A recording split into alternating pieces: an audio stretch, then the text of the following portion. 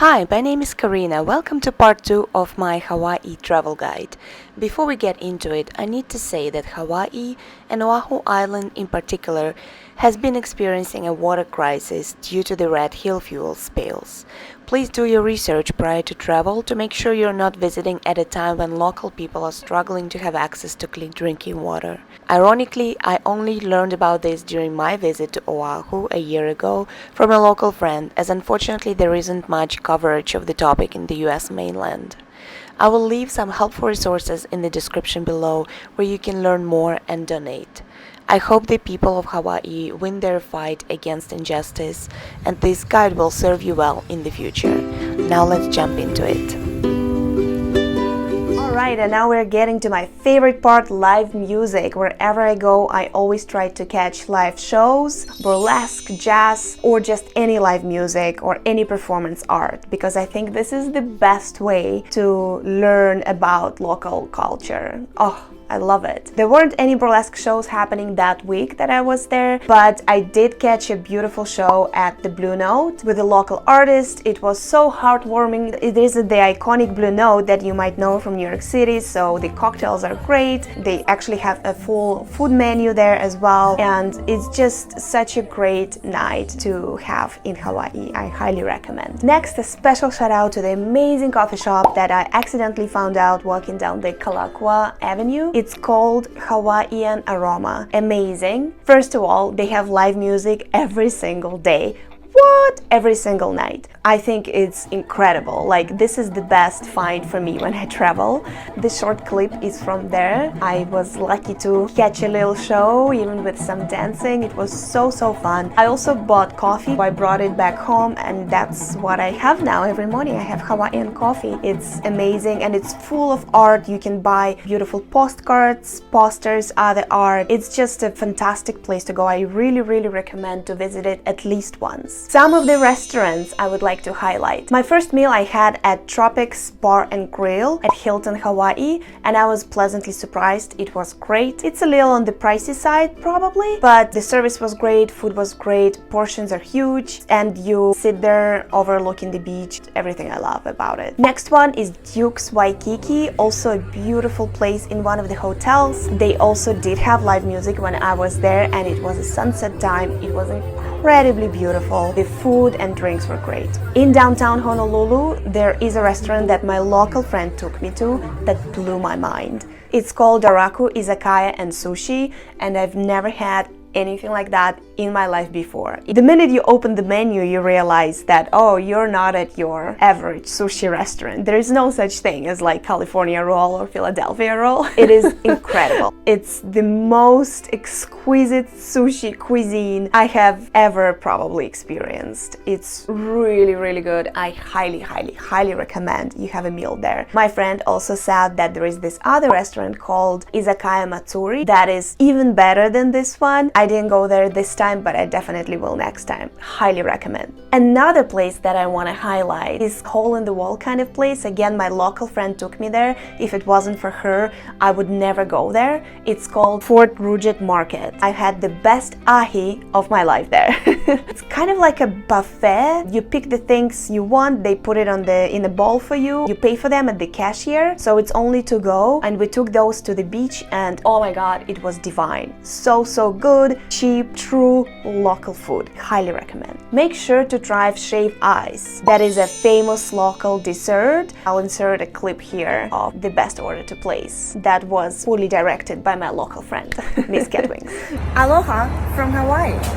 So, I have here shaved ice with the lili koi, which is a Hawaiian passion fruit, and lihing moi, which is salted plum, and cherry, of course, because I'm obsessed with cherries.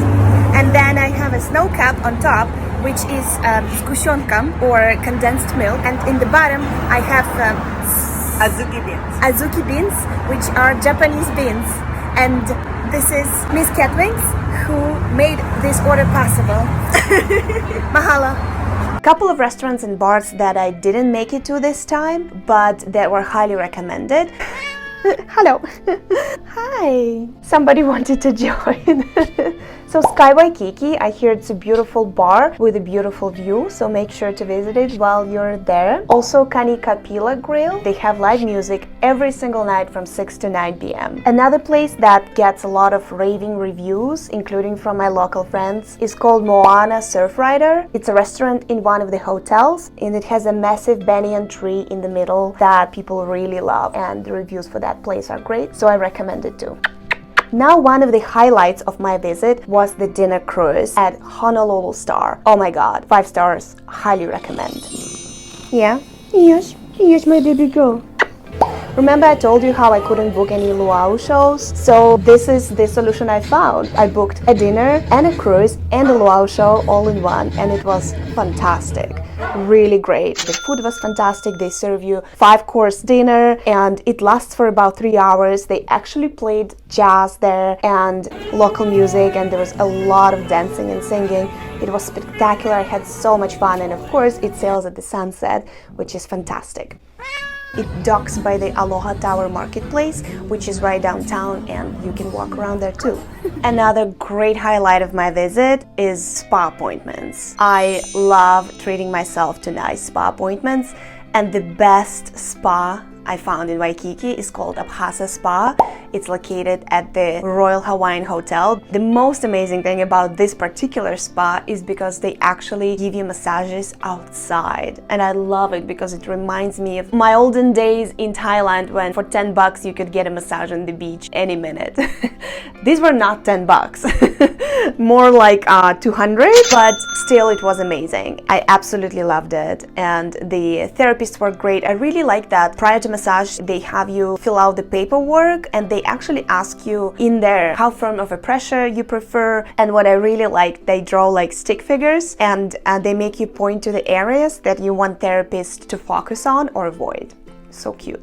So yeah, this was by far my favorite spa experience. I kept on coming back there. I had a lomi lomi massage, the local massage they do with their elbows. I also had my beloved shiatsu massage and a facial, and everything was great. It's just so fantastic to be able to get these procedures in the fresh air. You can hear the birds singing, you see the palm trees. It's just so amazing. I highly recommend. It's a very beautiful place. Even their bathrooms are like piece of art. Everything was so nice there. They also do have a hot tub, which unfortunately was closed due to COVID, but normally that would be available to you if you book an appointment there. Another spa I went to, which was also great, and the stuff was so nice there, called Nahaola Spa at Hyatt. Great service. I had a great time. One thing about it though, the hot tub and the pool that they have is only available for guests of the hotel. So even if you book an appointment and even if it's not COVID anymore, you still won't be able to go into the pool